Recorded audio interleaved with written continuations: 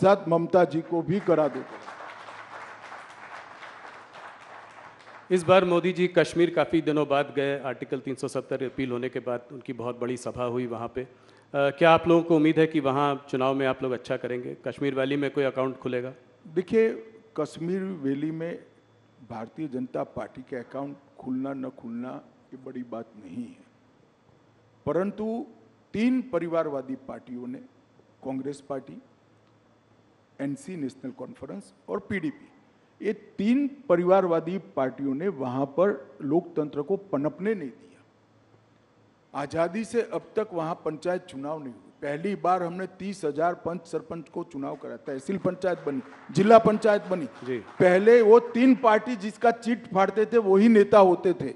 मैं घाटी के मुसलमान भाइयों बहनों को कहने आया हूं कि आप कृपया अगर चाहते हैं कि जमहूरियत पाताल से नीचे तक चली जाए, लोकतंत्र पाताल से नीचे चली जाए, इसके मूल पाताल से नीचे जाना है, तो ये 3 परिवारवादी पार्टियों को साफ कर दो। जिसको वोट देना है ना इसको दो, परंतु कश्मीर में तभी जाकर लोकतंत्र आ रहा है। ये 370 का हवा बनाए थे भारतीय जनता पार्टी की सरकार ने, मोदी जी ने 370 को समाप्त कर दिया।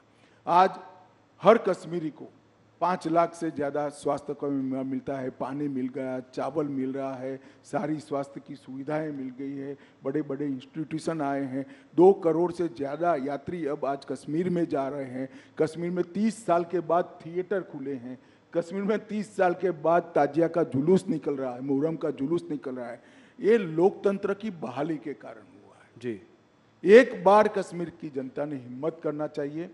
जिन लोगों ने 75 साल तक कश्मीर की जनता को लोकतंत्र से महरूम रखा, संवैधानिक अधिकारों से महरूम रखा और अपने केंद्र सरकार की स्कीमों से महरूम रखा, उनको दंड दीजिए, लोकतंत्र को मजबूत कर दिए। भारतीय जनता पार्टी को वोट दीजिए, जिसको देना है इसको दीजिए, परंतु घाटी में एक बार ये 3 परिवारवादी पार्टियों को सबक सिखाना चाहिए। कश्मीर में चुनाव कब होंगे? ये मैंने आपसे सवाल बहुत बार पहले भी पूछा है। इस बार बोला गया कि पैरामिलिट्री फोर्सेस की कुछ कमी है क्योंकि नेशनल इलेक्शंस हो रहे हैं तो नहीं हो पाए, तो इसका मतलब जल्दी होने चाहिए। सुप्रीम कोर्ट ने ऑर्डर ही किया है सितंबर तक कराने का। जी, तो उसके तो आउटर लिमिट है, सितंबर के पहले हो जाएंगे। एक सवाल जो कि बार बार होता है, आप लोगों का नारा था कि मंदिर वहीं बनाएंगे, वो आप लोगों ने बनवाया, प्राण प्रतिष्ठा हुई।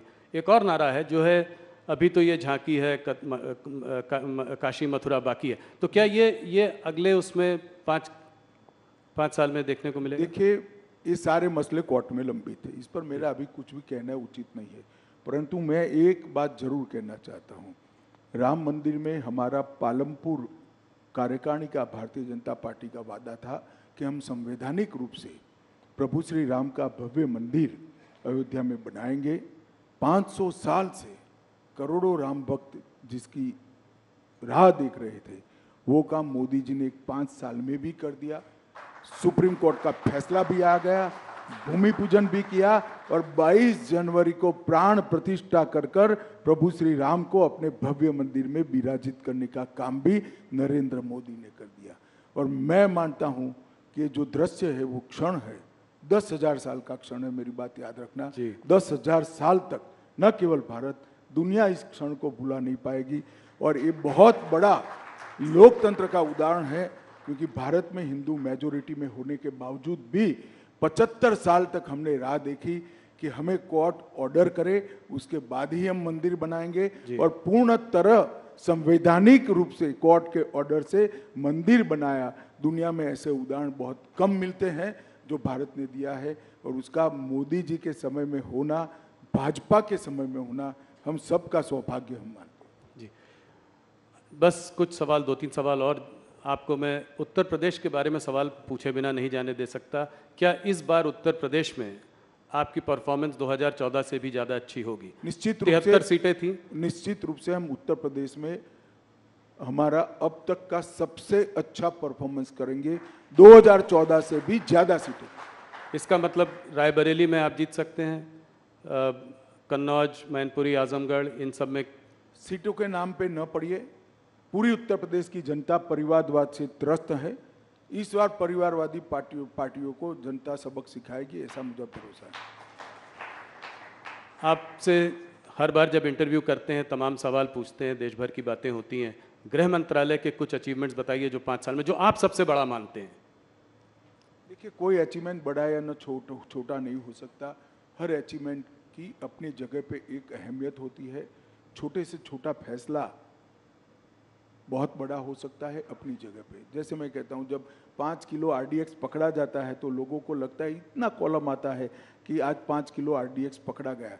अगर वो न पकड़ा जाए तो 2000 लोग बम धमाके में मारे जाते हैं। तो ये तो नज़रिए का सवाल है। मगर मैं निश्चित रूप से कहना चाहता हूँ, कश्मीर के अंदर शांति, नॉर्थ ईस्ट के अंदर 10 से ज़्यादा समझौते कर 9000 से ज़्यादा उग्रवादियों को सरेंडर कराना, वामपंथी उग्रवाद लगभग समाप्त कर देना, नारकोटिक्स पर कठोरता से लगाम खींचना और ढेर सारी चीज़ों में देश की आंतरिक सुरक्षा को हमने सुरक्षित करने का काम किया है।